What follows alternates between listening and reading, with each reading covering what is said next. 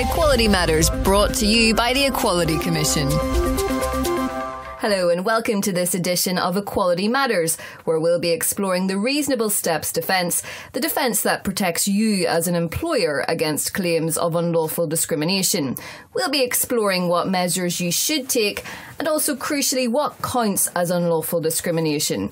It has a wider application than many people realise. My name is Naomi McMullen. Joining me is Paul Oakes from the Equality Commission. Hello, Paul. Hello, Naomi. What counts as unlawful discrimination in the workplace? Well, we generally, in our employer training programmes, Naomi, would list 5 aspects or forms of such discrimination.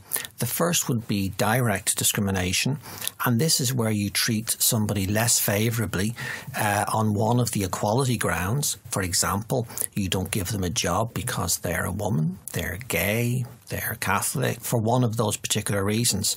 The second would be indirect discrimination, which is where you implement a provision or a criteria with which people from certain equality groups cannot comply or can comply to a lesser extent.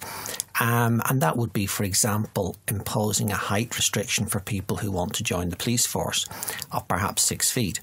That will have an indirect negative impact on women, or perhaps people from certain minority ethnic communities. The third form would be harassment, which is where you treat somebody less favourably in the workplace for a reason related to their equality grouping. For example, you harass them because they are gay, they're male, they're female. The fourth form of discrimination would be victimisation, which is where a person is treated less favourably because they've exercised their right to make a complaint under equality legislation. And number 5 then is the reasonable adjustment duty, which relates to disability.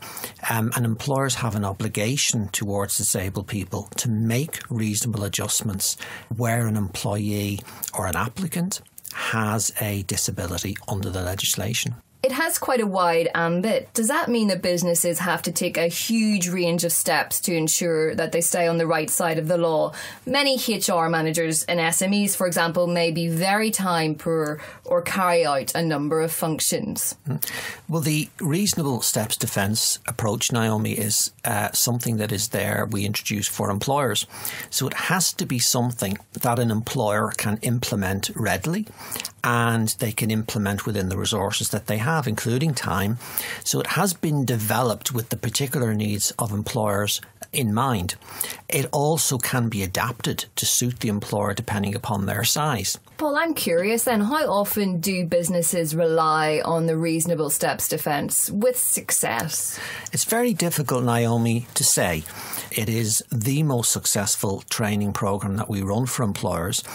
And we know that following the training programmes, the vast majority of those employers are in a position then to adopt the reasonable steps defence approach. And what would be your top 3 tips to anybody listening who's in a business or runs a business to ensure that they stay on the right side of the law when it comes to unlawful discrimination?